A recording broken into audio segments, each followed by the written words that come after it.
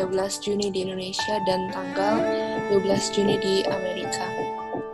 Oke, jadi kita sekarang akan melanjutkan pembahasan kita tentang buku petunjuk diet dan makanan Anda di bab yang kedua, dan ini adalah bagian yang kedua dari bab ini juga. Nah, minggu lalu ada sedikit masalah di teknisi dari Zoom, dan kita akan ulang beberapa slide cepat saja di awalnya, lalu kita akan lanjutkan untuk ke bagian yang terakhir minggu lalu kita selesai. Nah, oke, jadi paragraf pertama itu, atau judul pertama menceritakan tentang intemperance as sin, atau judul bahasa Indonesianya adalah tidak bertarak berarti dosa. Dan di sini dibilang, di paragraf ini dibilang bahwa janganlah orang yang mengaku godliness atau kesalehan atau saleh, bahwa mereka itu tidak memperhatikan kesehatan tubuh mereka dan mereka juga tidak bertarak. Terus dibilang ada simpati yang dekat antara sifat fisik dan moral. Lalu kita juga belajar dari cerita Adam dan Hawa bahwa untuk kita bisa kembali lagi ke Eden, kita harus bisa mempunyai pertarakan itu sendiri. Artinya Adam dan Hawa keluar dari Eden karena ketidakbertarakan itu kan. Nah, lalu di kutipan ini juga dibilang bahwa penghuni Eden itu atau Adam dan Hawa ditempatkan juga dalam masa percobaan, di mana mereka harus dilihat kalau mereka menurut mereka akan hidup, kalau mereka melanggar maka mereka juga akan binasa.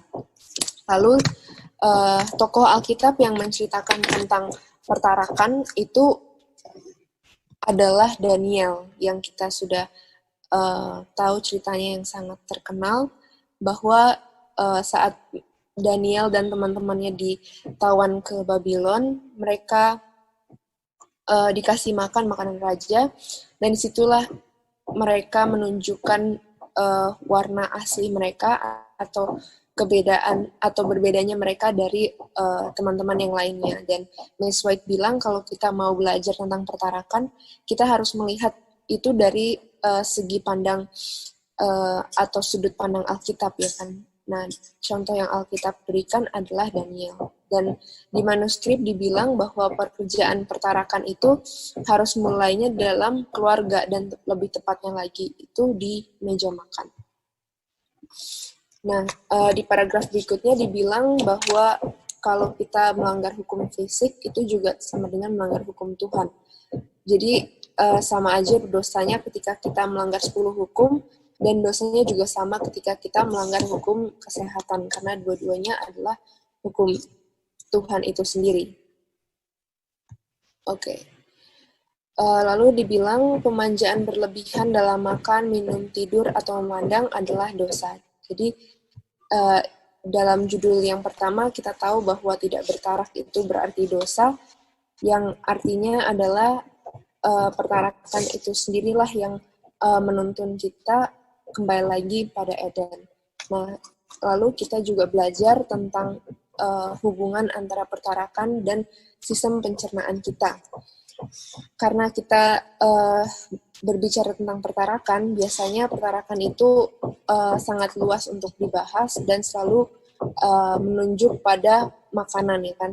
Nah, tapi pertarakan itu sendiri menuntun pada sistem pencernaan ini, di mana kita bisa belajar bahwa pertarakan sesungguhnya itu adalah menjaga sistem pencernaan kita, atau bahasa Inggrisnya digestive system, karena digestive system itu adalah sistem yang paling membutuhkan energi paling banyak di dalam seluruh tubuh kita. Jadi untuk dia bisa beroperasi, dia membutuhkan energi yang paling banyak.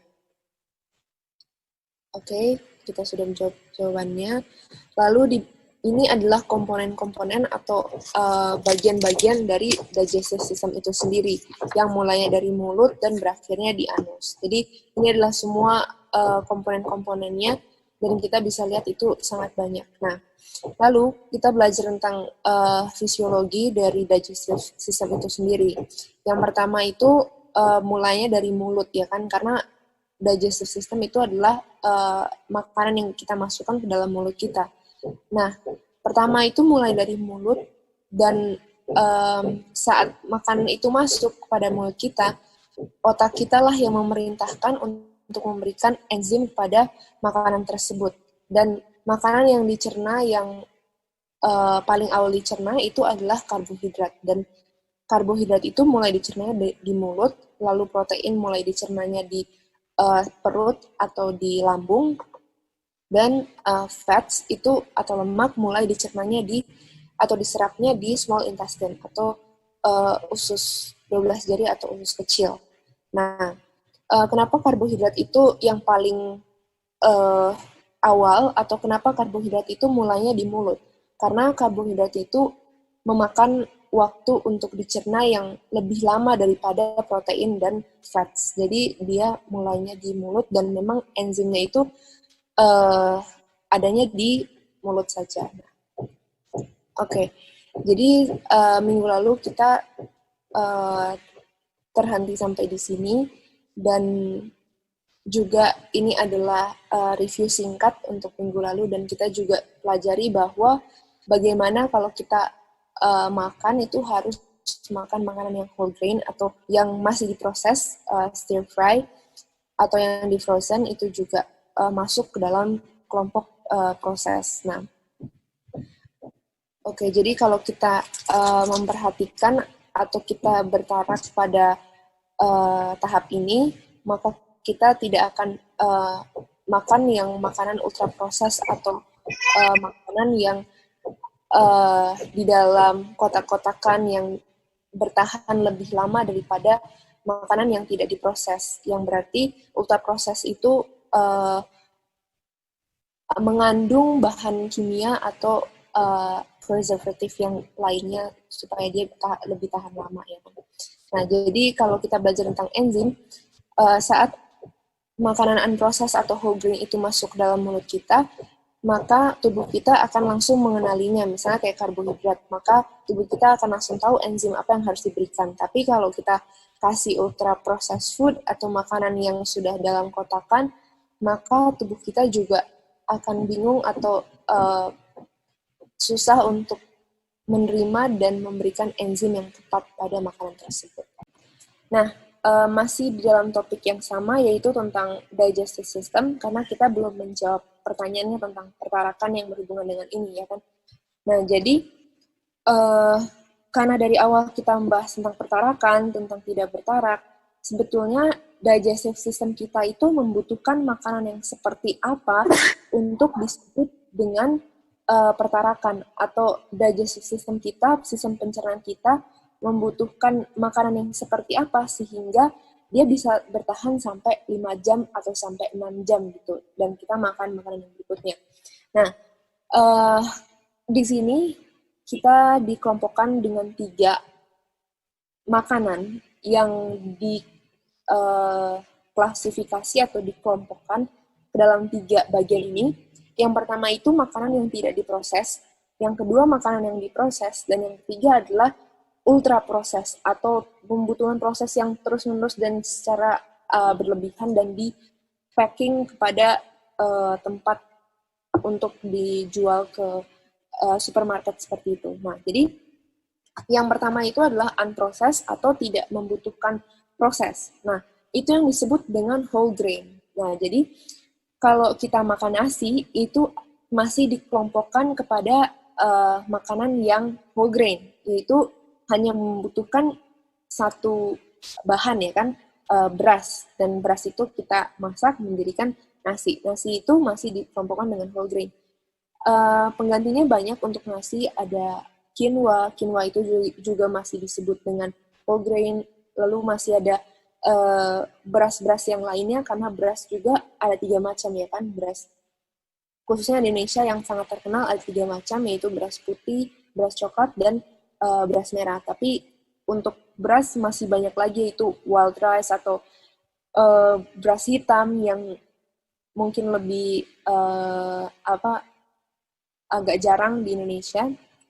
Nah, jadi untuk yang disebut dengan tidak membutuhkan proses itu food atau makanan yang masih bisa kita ambil secara utuh dari alam. Nah, masih bentuknya seperti itu adalah whole grain gitu. Jadi whole grain itu bukan berarti hanya grain aja, tapi whole grain itu berarti makanan itu masih utuh seperti itu dan itu tidak membutuhkan proses yang seperti apa dan itu masih utuh gitu.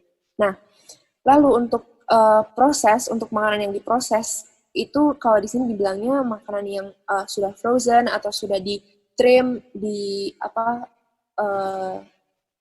ya di trim dan juga preserve. Nah, kalau kita membahas tentang proses itu sebetulnya adalah makanan yang seperti misalnya jagung, lalu kita rebus. Nah, saat kita rebus kita mau mempertahankan jagung ini supaya lebih lama dia bisa bertahan, kita masukkan ke dalam freezer. Nah, itu sudah disebut dengan makanan yang proses karena bisa tahan lebih lama. Tapi kalau makanan whole grain itu bertahannya lebih sedikit atau dia bisa lebih gampang expired ya kan. Itu yang disebut dengan proses. Nah, tapi kita masih boleh makan atau proses hanya sampai di freezer itu atau sampai di kulkas kita itu sangat aman dan sangat dibutuhkan gitu. Jadi sampai di situ itu masih disebut dengan makanan yang aman untuk dimakan. Nah, tapi kalau kita sudah makan ke bagian yang ultra proses atau membutuhkan proses yang lebih banyak dan terus-menerus hingga menghasilkan makanan yang instan, nah itu sebaiknya harus dihindari atau sebaiknya tidak kita konsumsi karena itu sudah masuk ke dalam packaging, mungkin dikasih preservatives atau dikasih bahan pengawet supaya dia bisa lebih awet sehingga lebih tahan lama di store atau di toko ya kan. Nah, kalau kita membahas tentang tiga ini, whole grain, processed food, dan juga ultra processed food, karena kita membahas tentang enzim, kira-kira saat whole grain itu masuk ke dalam tubuh kita masih bisa mengidentifikasi atau masih bisa mengetahui enzim apa yang harus diberikan untuk makanan tersebut ya kan.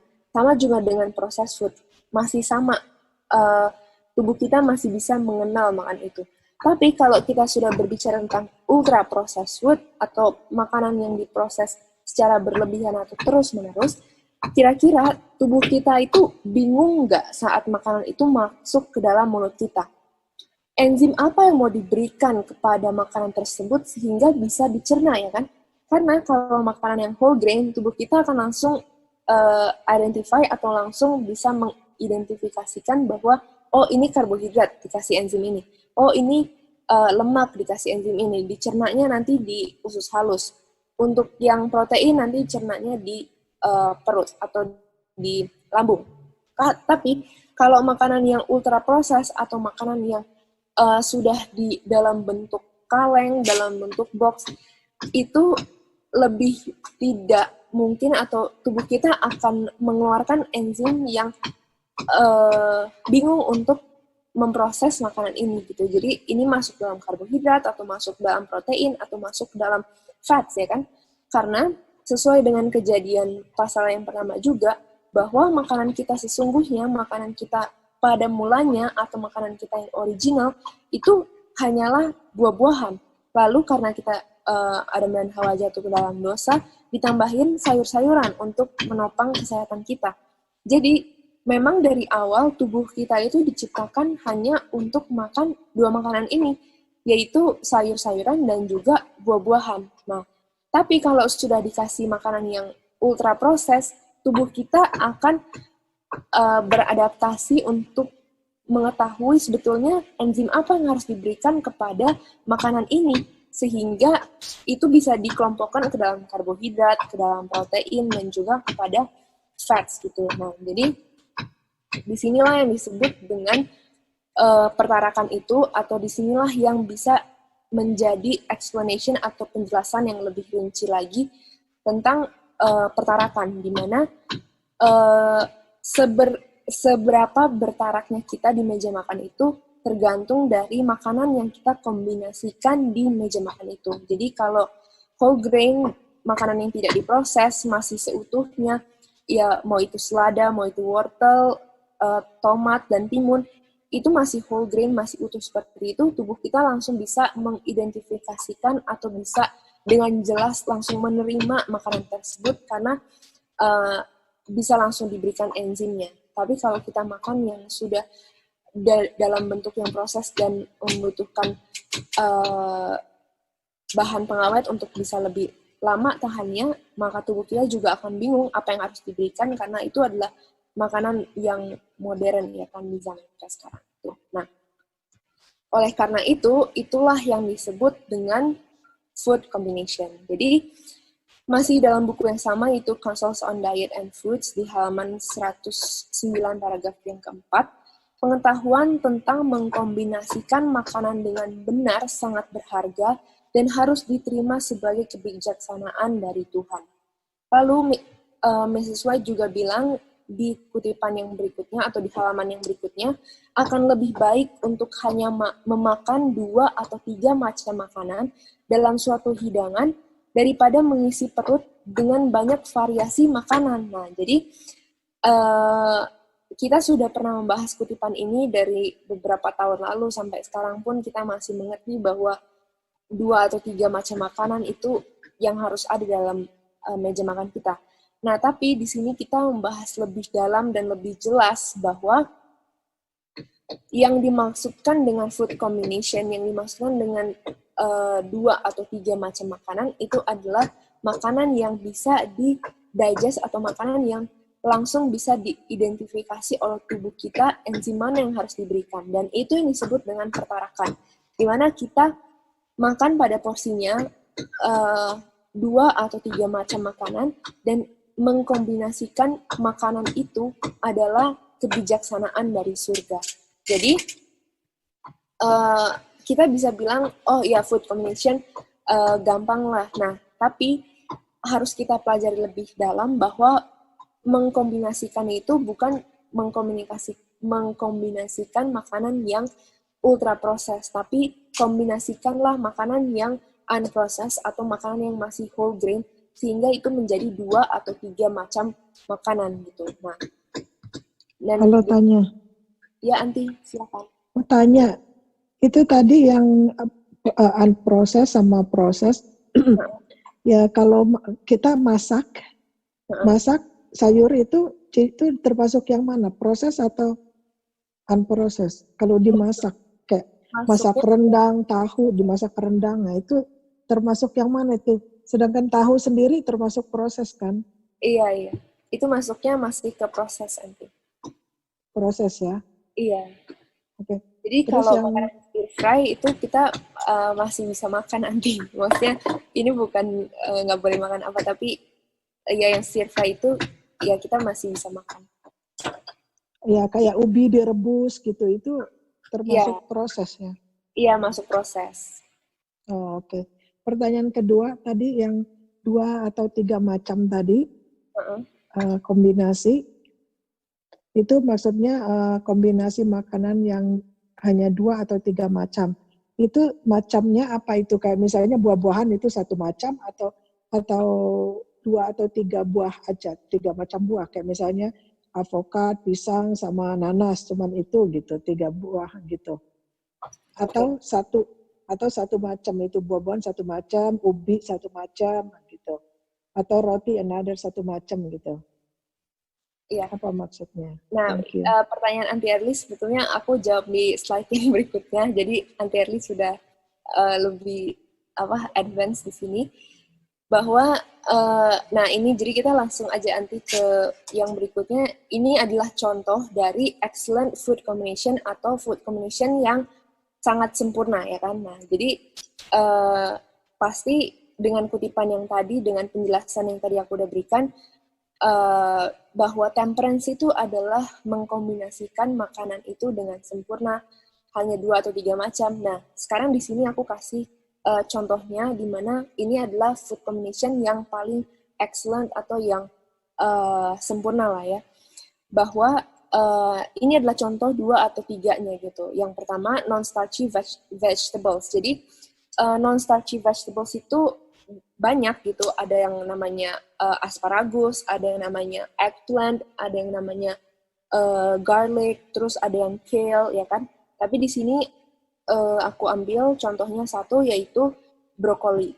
Nah, itu satu macam non-starchy vegetables. Lalu yang kedua adalah beans. Beans itu termasuk dalam karbohidrat.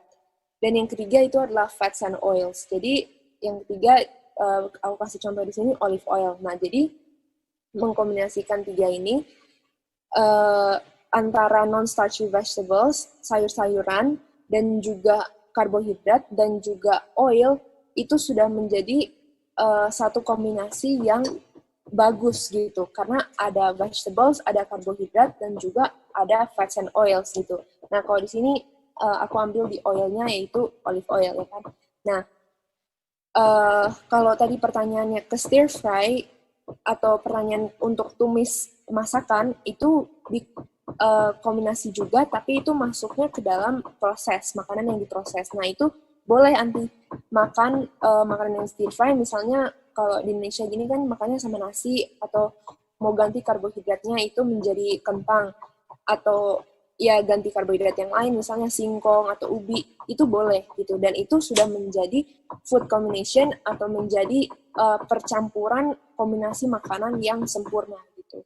Nah, tapi yang di sini aku kasih ilustrasi atau contoh itu adalah vegetables, karbohidrat, dan juga oil. Nah, itu udah menjadi food combination yang paling sempurna atau yang paling cocok untuk bisa dipraktikkan dan bisa dimakan. Kira-kira menjawab, Anti? Ya, thank you. Kalau misalnya gini, veggie, tapi kalau bagian veggie itu kombinasi macam-macam, misalnya kayak salad, campur brokoli, atau sayur-sayur rebus gitu. Bisa gitu. Kan Iya. jadi bukan satu macam aja dalam sayur itu. Misalnya ada 2-3 macam gitu. Kayak sayur pecel itu kan macam-macam gitu. Iya, iya, iya. Iya, itu boleh, Anti. Jadi itu masih masuknya ke non-starchy vegetables, masih masuknya ke dalam sayur-sayuran, ya kan. Nah, itu disebut dengan satu vegetables gitu. Dan kalau kita campur dengan salad dressing, itu kan pakai oil. Nah, itu udah satu food combination gitu yang cocok, yang bagus gitu. Gitu, Anti. Iya, thank you Tanya. Iya. Nah, jadi ya pertanyaan dari Anti Erli tadi adalah tentang food combination ini, dan ini juga adalah salah satu contohnya di mana yang bisa kita campur atau yang bisa kita terapkan dalam kehidupan kita sehari-hari, dalam makanan kita, vegetables atau sayuran, dan juga karbohidrat, dan juga fats and oils gitu. Dan yang paling sering kita gunakan itu adalah menumis masakan, ya kan. Nah, itu bagus, dan itu juga boleh, dan biasanya orang Indonesia makan dengan nasi, itu juga boleh, itu food combination. Karbohidrat itu adalah nasi, ya kan.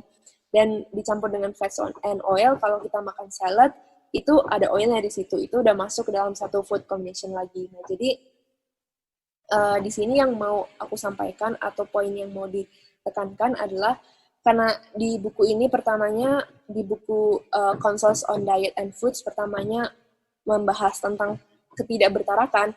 Selama ini kan kita tahu, oh tidak bertarak berarti kita tidak makan di jam makan, atau kita tidak makan 5 jam sekali, atau sehari kita makan lebih dari 3 kali. Nah, itu disebut juga dengan tidak bertarak. Tapi tidak bertarak yang lebih dalamnya lagi bisa kita pelajari tentang food combination atau mengkombinasikan makanan, di mana Mrs. White juga tulis di sini bahwa mengkombinasikan makanan dengan benar itu adalah kebijaksanaan, atau itu adalah wisdom dari Tuhan yang mana Tuhan berikan kepada manusia gitu. Nah, jadi ya ini adalah contohnya, dan seperti itu. Oke. Nah, kita belum selesai bahas tentang food combination. Nah, jadi kalau kita masukkan processed food, atau kita masukkan makanan yang membutuhkan atau sudah diberikan di makanan itu preservative atau bahan kimia untuk lebih tahan lama, itu disebut oleh tubuh kita adalah alien food, atau makanan yang asing, atau makanan yang tidak dikenal sebetulnya oleh tubuh kita. Nah, kira-kira tubuh kita mau kasih enzim apa kepada makanan olahan ini, ya kan? Karena pada dasarnya atau Tuhan menciptakan manusia itu hanya makan biji, buah, dan sayur ya kan. Nah, itu adalah makanan yang whole grain atau yang Tuhan sudah berikan kepada kita, dan gigi kita pun sudah diciptakan sedemikian rupa sehingga itu menerimanya sayur dan buah-buahan dan biji-bijian. Tapi kalau ultra processed food atau alien food yang contoh seperti ini, kira-kira tubuh kita akan kasih enzim apa ya kan? Jadi harus kita sekali lagi harus ditekankan bahwa ultra processed food itulah yang membuat tubuh kita menjadi kacau atau menjadi bingung gitu. Nah, sekarang di sini kita akan bahas tentang ultra processed food yang ternyata kalau kita makan yang seperti itu, ternyata itu lebih menciptakan lebih sering untuk lapar kalau kita makan ultra processed food. Nah, kira-kira kenapa? Lemak-lemak beracun buatan manusia memulai terbentuk dari dalam sel membran kita dan menyatu dalam tubuh kita atau disimpan sebagai lemak. Semuanya mulai membentuk plak dalam pembuluh arteri kita. Lemak juga berisi campuran yang disebut leptin. Saat usus kecil mendeteksi leptin, usus tersebut mengirimkan pesan pada otak mengatakan, saya sudah puas, saya kenyang, berhentilah makan. Nah, jadi ternyata makanan itu saat diserap oleh usus kecil kita, yang diserap itu adalah lemak ya kan, dan lemak itu berisi campuran yang namanya leptin. Nah, yang diserap dalam usus kecil kita itu adalah leptin. Dan usus kecil kita akan memberikan signal atau akan memberikan tanda-tanda kepada otak kita bahwa saya sudah puas nih, udah kenyang, berhentilah untuk makan. Nah, tetapi diperlukan sekitar 20 menit dari saat kita makan sampai makanan mencapai usus kecil. Nah, jadi untuk makanan itu bisa tiba dari mulut sampai usus kecil itu membutuhkan 20 menit. Nah, lalu di sini tetapi diperlukan sekitar 20 menit dari saat kita makan sampai makanan mencapai usus kecil kita, dan leptin mampu memberikan tanda kepada otak untuk berhenti makan. Dan sebagian besar dari kita bisa makan jumlah makanan yang sangat besar dalam waktu 20 menit. Nah, jadi dari mulut kita sampai kepada usus kecil itu membutuhkan 20 menit. Sekarang pertanyaannya, kalau kita makan breakfast, itu kira-kira berapa menit? Apakah sampai 20 menit? Nah, sedangkan di dalam waktu 20 menit tersebut, kita sudah bisa makan banyak sekali, ya kan? Sedangkan kalau makan itu 20 menit nyampe kepada usus kecil kita, leptin akan diserap dan akan memberikan tanda kepada otak bahwa sudah kenyang nih, sudah berhenti makan sampai di situ. Nah, oke. Belum sampai di situ, kita lanjutkan lagi. Otak Anda yang merasakan bahwa ia masih tidak mendapatkan gizi yang diperlukannya, mengirimkan tanda-tanda kelaparan. Anda makan lagi dari makanan yang sama yang menyebabkan kematian lebih banyak lagi. Tubuh Anda melakukan sebisanya untuk memanen sisa-sisa kecil yang baik dari makanan itu, tetapi akhirnya Anda kekurangan gizi.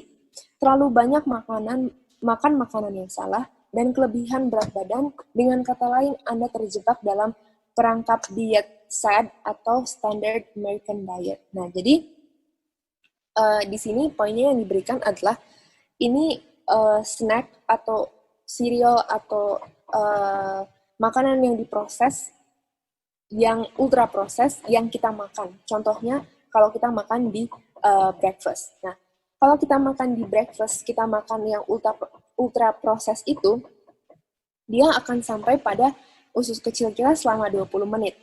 Nah, lalu otak kita akan memberikan sinyal bahwa nggak ada gizi di dalam ultra proses ini, sehingga otak memberikan tanda lagi kalau dia lapar. Nah, hasilnya adalah kita makan lagi. Itulah yang membuat tubuh kita lebih besar, atau di sini disebut dengan tubuh kita itu hanya bisa mendapatkan sisa-sisa kecil dari yang baik dari makanan itu, dan akhirnya tubuh kita justru kekurangan gizi. Padahal kita sebetulnya misalnya kita sudah vegan atau kita sudah tidak makan telur, tidak makan susu sapi atau produk hewani yang lainnya, tapi justru kita makan ultra processed food ini, di mana saat kita makan, kita merasa kenyang, tapi 20 menit kemudian otak kita akan memberikan sinyal bahwa sebetulnya tubuh kita itu masih kekurangan gizi, tubuh kita itu masih lapar. Nah, karena otak memberikan sinyal seperti itu, tubuh kita rasa lapar lagi dan kita ingin makan lagi. Nah, inilah yang sebetulnya yang harus dihindari untuk kita bisa mempertahankan 5 jam jarak makan pagi dan makan siang atau makan siang dengan makan malam. Jadi, makan dengan whole grain itu atau makanlah makanan yang diproses, entah itu kita panaskan dari freezer atau entah itu kita stir fry atau entah kita makan salad. Nah, itu adalah makanan-makanan yang lebih menunjang tubuh kita atau makanan-makanan yang lebih memberikan gizi lebih banyak, dan memang kita diciptakan untuk makan makanan seperti itu ya kan. Tapi kalau kita makan ultra processed food atau makanan yang alien dalam tubuh kita, justru disitulah dimana tubuh kita itu merasa lebih lapar lagi, dan sehingga kita makan lagi, hasilnya adalah kita kekurangan gizi, dan kita makan yang salah sehingga kita kelebihan berat badan. Padahal seharusnya kalau kita makan pagi sudah benar, makan paginya karbo, vegetables, dan juga oils yang seperti contoh tadi, tubuh kita tidak akan merasa lapar karena gizi yang diperlukan oleh tubuh itu sudah diberikan. Gizi yang diperlukan oleh mulut kita, oleh lambung kita, dan juga usus kecil itu sudah diberikan. Tapi kalau kita makan ultra processed food, itu yang justru membuat kita menjadi makan yang terajar makan. Oke, sampai di sini ada pertanyaan?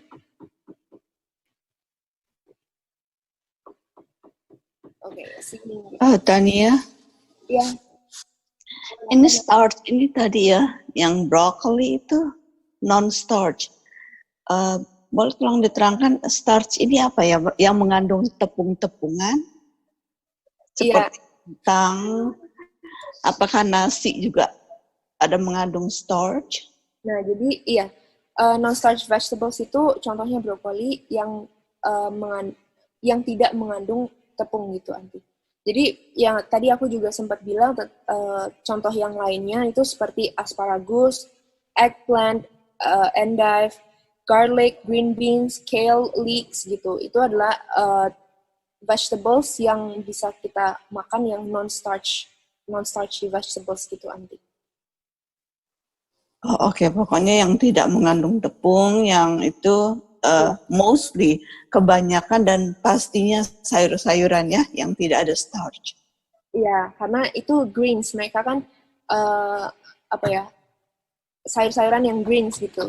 Tapi kalau kayak potato itu masuknya ke dalam karbohidrat gitu, Anti. Jadi dia yang beda kelompoknya gitu. Oke. Thank you, Tania. Mau tanya. Iya, Anti. Kalau misalnya kita makan 2 kali, jadi makan buah-buahan, itu kan satu macam. Nah, itu bagusnya kapan? Pagi-pagi, buah-buahan, terus kita harus makan 2 atau 3 macam lagi ya. Jadi itu apa aja selain buah-buahan, itu satu macam, terus kira-kira apa yang masuk dalam buah-buahan itu? Kayak roti gitu atau apa gitu. Oke.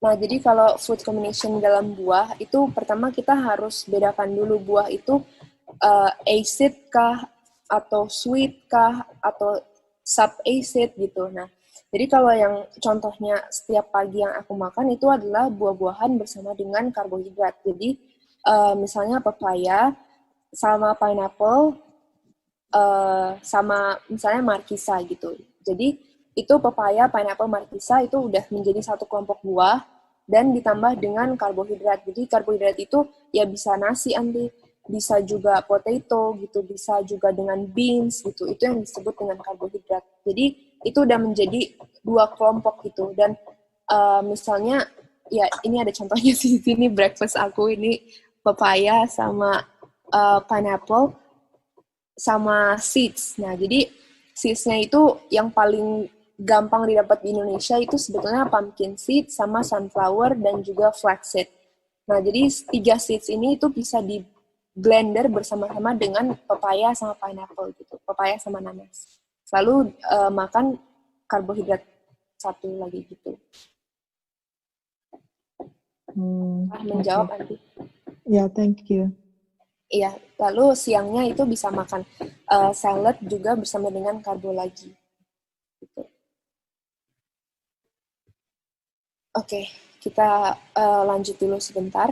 Nah, di sini ada yang namanya side effect atau efek samping dari poor food combination. Jadi, kalau kita mengkomunikasikan makanan yang tidak bagus atau tidak cocok, itu ada yang namanya side effect-nya. Jadi, bisa aja kita burping atau ya keluar gas dari mulut, dan juga bisa stomach ache atau sakit perut, dan bisa gassing ya, keluar dari belakang, dan juga bisa indigestion. Jadi bisa aja misalnya kita sering kan ada kasus sakit perut berarti ada yang salah makan. Nah, itu adalah bisa hasil dari juga poor food combination, dan harus ditekankan sekali lagi bahwa tubuh dari setiap masing-masing kita juga berbeda gitu. Ada yang bisa terima soy, ada yang tidak bisa terima soy. Ada yang bisa terima gluten, ada yang tidak bisa terima gluten gitu. Jadi makanya harus cari yang gluten free atau yang soy free. Nah, di tubuh dari masing-masing kita juga menghasilkan atau memberikan efek yang beda-beda pada makanan tertentu gitu. Jadi kalau dalam kasus tertentu di mana orang itu tidak bisa makan gluten, ya harus pilih makanan yang tidak ada glutennya atau pilih makanan yang tidak ada soynya, sehingga tidak memberikan efek-efek samping seperti ini gitu. Jadi bisa aja efek hasil dari kita memiliki stomachache atau kita mendapatkan stomachache itu hasil dari kita tidak mengkombinasikan makanan yang tepat seperti itu. Nah, kita bisa contohkan juga seperti binatang-binatang yang ada di sini kan, misalnya seperti rabbit atau di sini sheep ya, atau elephant, nah atau gajah. Semua binatang ini di dalam planet kita itu makan satu macam makanan di setiap hidangannya ya kan. Nah, karena mereka tidak ada yang namanya God's brain atau tidak ada yang namanya reasoning power itu, sehingga makan hanya satu macam itu. Tapi harus kita lihat juga bahwa itu adalah contoh dari makan makanan yang sederhana gitu, dimana misalnya kayak rabbit makannya wortel, atau kayak elephant juga bisa makannya wortel seperti itu. Nah, mereka makan makanan yang whole grain gitu. Dan kalau kita lihat juga binatang yang terkuat di dalam dunia ini juga adalah vegan ya kan, mereka makan makanan sayur-sayuran gitu seperti itu. Jadi ya bisa kita lihat juga contoh bahwa dari gizi kita utamanya bahwa Tuhan sudah berikan kepada kita makanan yang tepat, gizi yang tepat, di mana kita juga harus mempertahankannya supaya tetap seperti itu ya kan. Oke, kita lanjut ke dalam topik yang berikutnya, judulnya yaitu When Sanctification is Impossible, atau bahasa Indonesianya bila mana penyucian mustahil diadakan. Oke, di halaman 44 dari Counsels on Diet and Fruits, di paragraf yang kedua.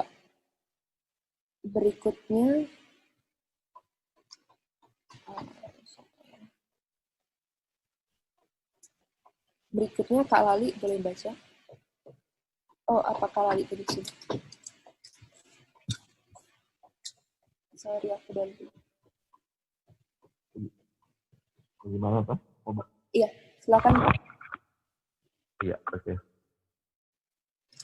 Dari semua cacat penderitaan yang menimpa manusia, sebagian besar adalah hasil dari kebiasaan mereka sendiri yang salah. Karena sengaja mengabaikan atau karena tidak menanggapi terang yang telah diberikan Bapa sehubungan dengan hukum ciptaan mereka. Tidak mungkin bagi kita untuk memuliakan Tuhan sambil hidup dalam pelanggaran hukum kehidupan. Hati tidak mungkin mempertahankan pengudusan bagi Tuhan, sementara nafsu daging dilayani. Tubuh yang sakit dan intelek yang tidak teratur, karena kesenangan yang terus-menerus dalam nafsu yang menyakitkan, membuat pengudusan tubuh dan roh menjadi tidak mungkin. Oke, silakan Kak Lali. Ya, jadi tidak mungkinnya kita akan memperoleh pengudusan kalau hukum kesehatan kita tidak ikuti. Jadi ini kadang-kadang kita sudah tahu mana yang benar, tetapi kita terus melanggarkan. Jadi tidak mungkin bagi kita untuk memuliakan Tuhan sambil hidup dalam pelanggaran hukum. Jadi kita sudah tahu tadi melanggar hukum fisik sama dengan melanggar hukum kesehatan. Melanggar hukum kesehatan sama dengan melanggar hukum Tuhan, hukum moral. Jadi tidak mungkin. Jadi sama lah, ini kayak mau di-emphasize lagi bahwa ya kita tidak bisa menjadi kudus dengan melanggar hukum, baik hukum moral maupun khususnya sekarang hukum hukum kesehatan ya. Ya, itu aja kan. Oke, thank you. Nah, jadi ya betul, dimana tidak mungkin bagi kita untuk memuliakan Bapa sambil hidup dalam pelanggaran hukum kehidupan.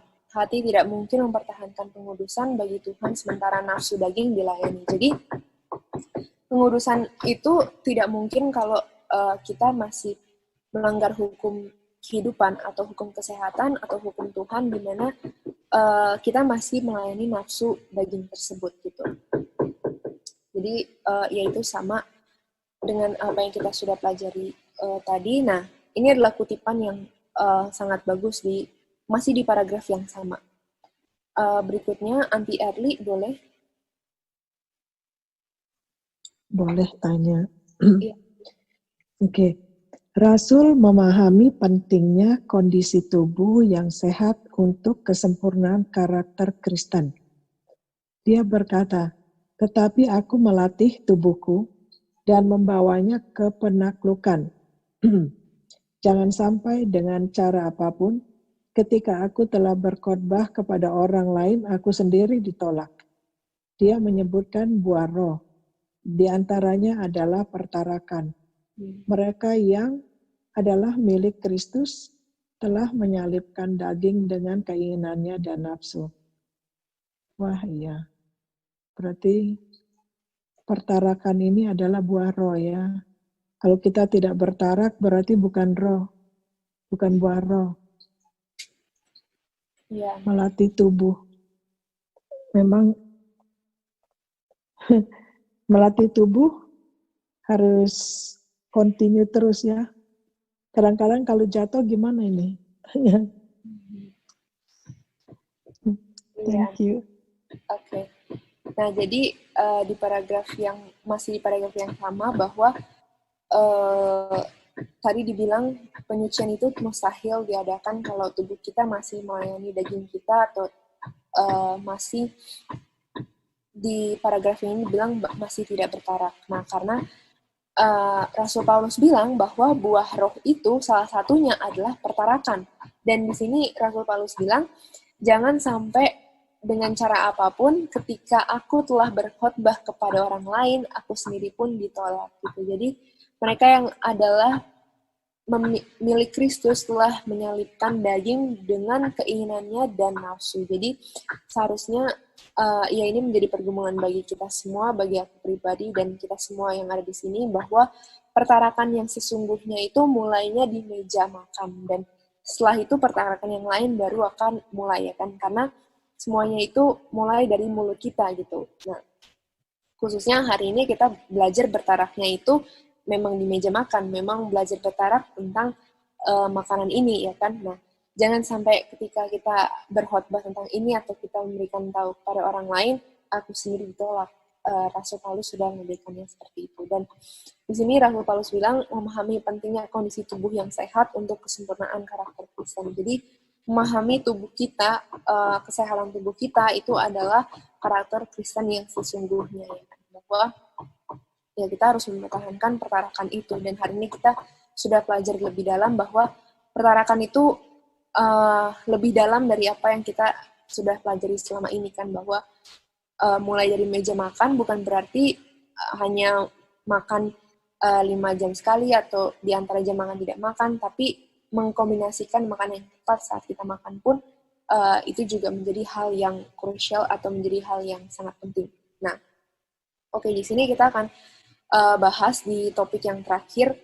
Kita akan membaca kutipan ini dan satu lagi akan kita bahas tentang cerita Salomo dan juga Josiah di dalam 10 menit terakhir ini. Oke. Jadi, nah di paragraf ini dibilang judulnya itu tentang temperance essential to Christian character, atau pertarakan itu sangat penting untuk karakter Kristen. Banyak yang dipegang setan ada di bawah kuasa nafsu perbudakan adalah para pengikut Kristus yang hanya pengakuan. Mereka mengaku menyembah Tuhan, sedangkan nafsu makan mereka adalah Tuhan mereka. Keinginan mereka yang tidak wajar untuk kesenangan yang menyakitkan tidak dikendalikan oleh akal atau penilaian. Jadi, di sini dibilang bahwa janganlah appetite kita atau nafsu makan kita yang justru menjadi Tuhan kita. Karena untuk memiliki karakter Kristen yang sempurna itu harus bertarak mulai dari meja makan, dan pertarakan itulah yang sangat penting yang harus menjadi tujuan dari hidup kita juga, karena itu adalah karakter Kristen. Dan jangan biarkan itu menjadi Tuhan kita gitu. Oke. Nah, di sini akan cerita tentang Salomo dan juga Yosia. Jadi dua-duanya adalah seorang raja. Oke. Kalau kita membahas tentang pertarakan, tadi udah diberikan contoh bahwa orang yang bertarak itu contohnya adalah siapa? Daniel. Nah, sekarang kita di sini akan membahas tentang orang yang tidak bertarak atau contoh di Alkitab yang menunjukkan ketidakbertarakannya. Nah, jadi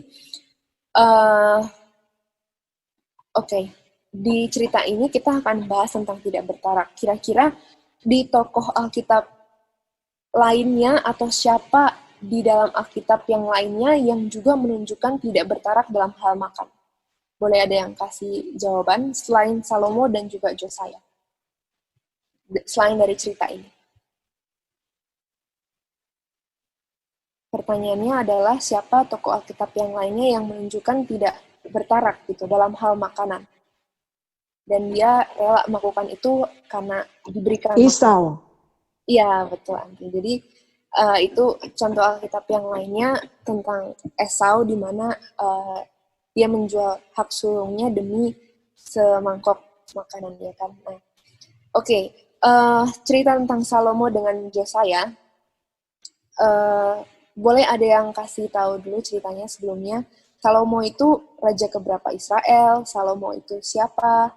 Dia yang membangun apa? Josiah itu siapa? Boleh ada yang kasih ceritanya sedikit? Salomo raja kedua Israel, anaknya Daud. Salomo raja ketiga. Ketiga. Oh iya, Ya. ketiga ya. Iya, betul. Jadi Salomo itu raja ketiga Israel, anaknya Daud, betul.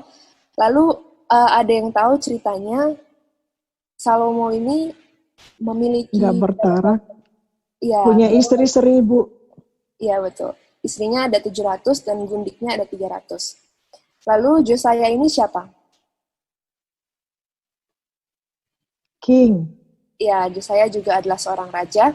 Dan Salomo dan Josiah ini uniknya mereka berdua itu menjadi raja di umur yang sangat muda. Gitu. Jadi dua-duanya menjadi seorang raja itu di umur yang sangat muda, masih dalam umur belasan dua-duanya. Nah, Salomo itu mendapatkan apa dari Tuhan? Wisdom. Iya, betul, wisdom. Nah, boleh kasih tahu ke aku di mana ayat yang menyatakan kalau kita kekurangan sesuatu, mintalah hikmat dari Tuhan. Di mana ayat? Ada dibaca, tapi nggak ingat di mana. Iya. Galatia, Yakobus ya, 1 Yakobus ayat 5 ya. Di mana Antisus? 1 Yakobus 1 ayat 5. Yakobus 1 ayat 5. Oke, betul. Nah, Antisus boleh baca, apakah bisa? 1 Yakobus 1 ayat 5. Tetapi apabila di antara kamu ada yang kekurangan hikmat, hendaklah ia memintakannya kepada Allah yang memberikan kepada semua orang dengan murah hati dan dengan tidak membangkit-bangkit, maka hal itu akan diberikan kepadanya. Oke, nah jadi hikmat itu akan diberikan, apakah Tuhan berikan langsung nih, hikmat berikan, orang nggak minta juga langsung berikan? Enggak kan, hikmat itu kalau kita kekurangan hikmat, mintalah dari Tuhan. Nah, kita akan lihat nih ceritanya Salomo di mana dia itu awalnya, kenapa sih Salomo ini? Nah, oke. Salomo di sini kita akan membahas cerita di mana dia mulai turun atau dia adalah posesi kemurtatan dari Salomo. Pada zaman Kristus masih ada yang terlihat di seberang Kidron.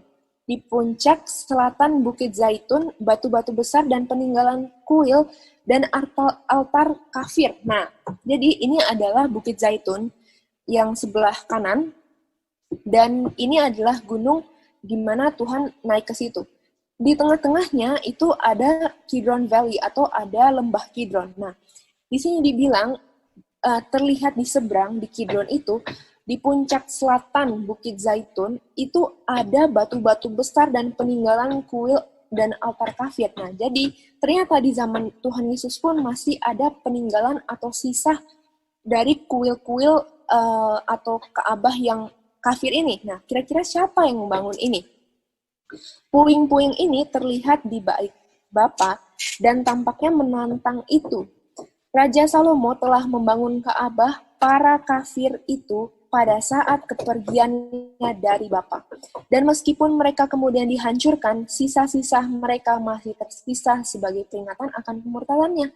Nah, jadi awalnya kita tahu bahwa Salomo itu adalah orang yang minta hikmat dari Tuhan. Tapi kenapa justru dia malah yang membangun Ka'bah orang kafir ini? Nah, selama masa pemerintahan Yosia, balok-balok kayu dan batu yang tidak terlihat seperti mengintip melalui kebun mur dan zaitun. Yosia telah membaca kepada para imam dan orang-orang buku hukum yang ditemukan di sisi tabut di rumah Bapa. Nah, jadi di dalam peta ini kembali, ini adalah Mount Olive yang paling kanan, dan turun dari situ itu adalah Kidron Valley atau lembah Kidron. Nah, jadi setelah pemerintahan Salomo, di pemerintahan Yosia, disitulah kembali Yosia, dia adalah raja yang baik ya kan. Yosia itu membuka kitab-kitab dan membuka buku-buku hukum dan membalikan bangsa Israel lagi kepada Tuhan. Nah, oke. Sebelum cerita ke Yosia, kita lihat dulu tentang Salomo.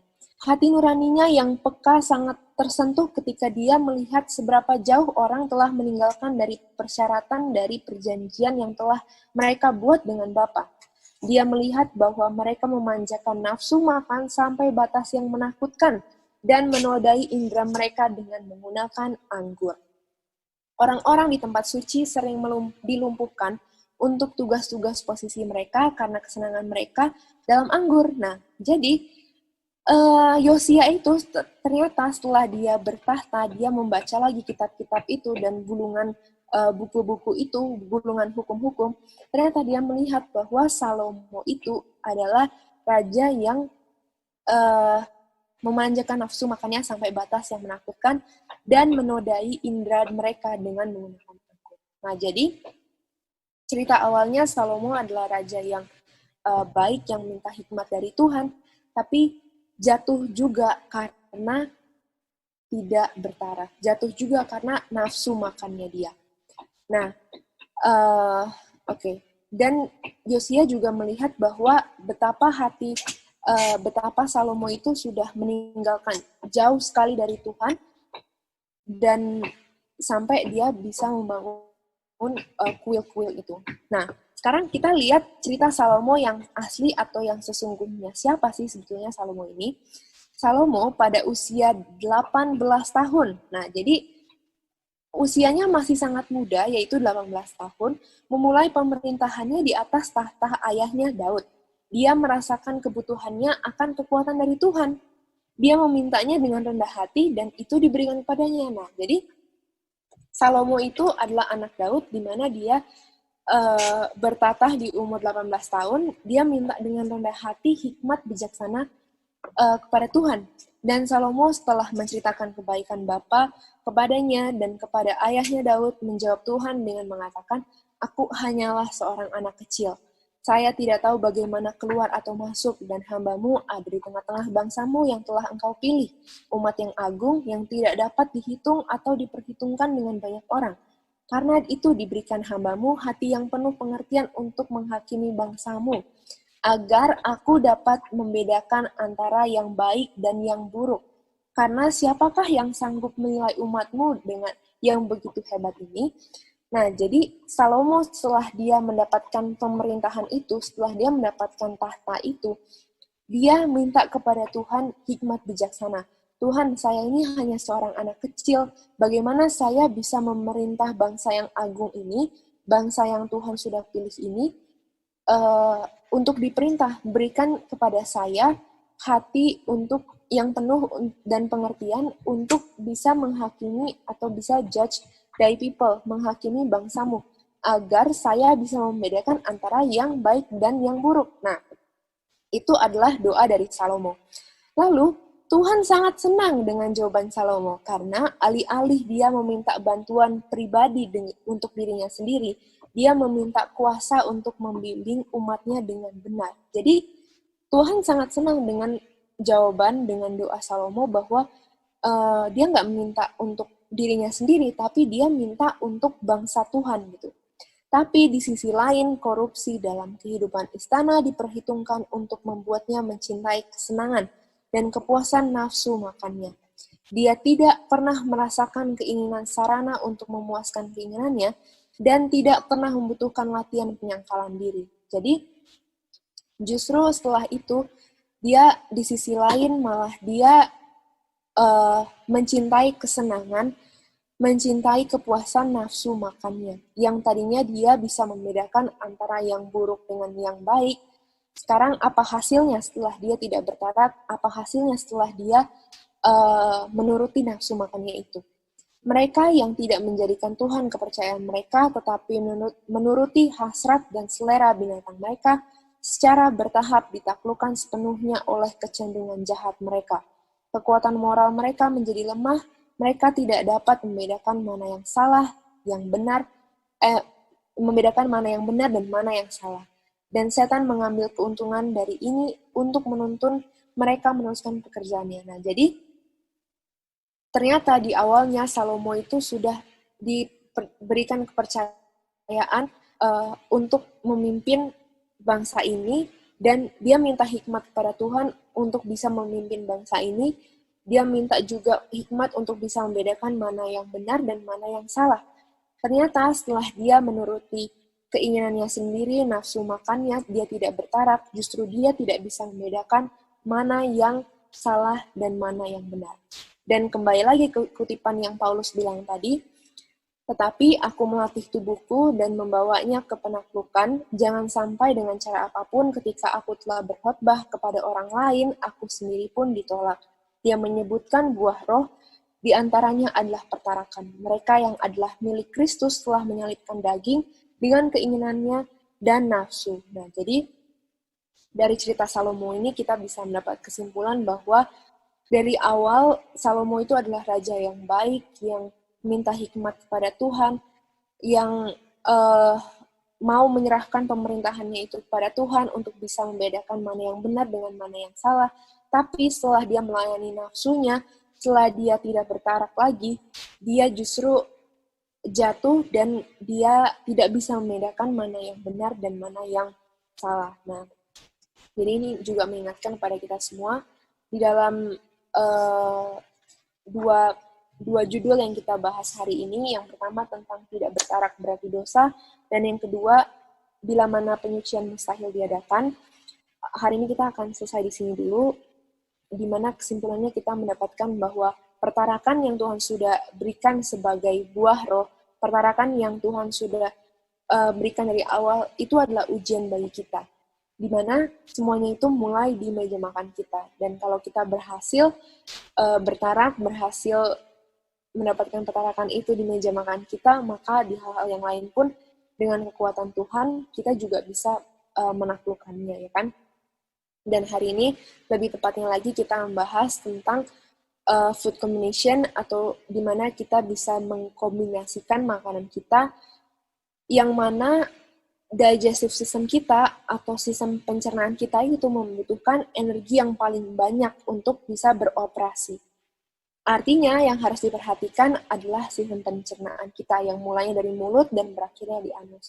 Di mana pertarakan itu mulai dari mulut ya kan, berarti semua sistem pencernaan kita mulai dari mulut. Pertarakan itu bisa berhasil kalau kita juga menjaga mulut kita. Sampai di sini sudah jam 10 juga, lewat 3 menit. Ada yang mau kasih tambahan atau ada yang mau kasih pertanyaan? Kalau tidak, kita akan akhiri Bible study kita di sini, dan terima kasih untuk semuanya yang sudah berpartisipasi. Biarlah semua ini menjadi kepujian bagi nama Tuhan saja.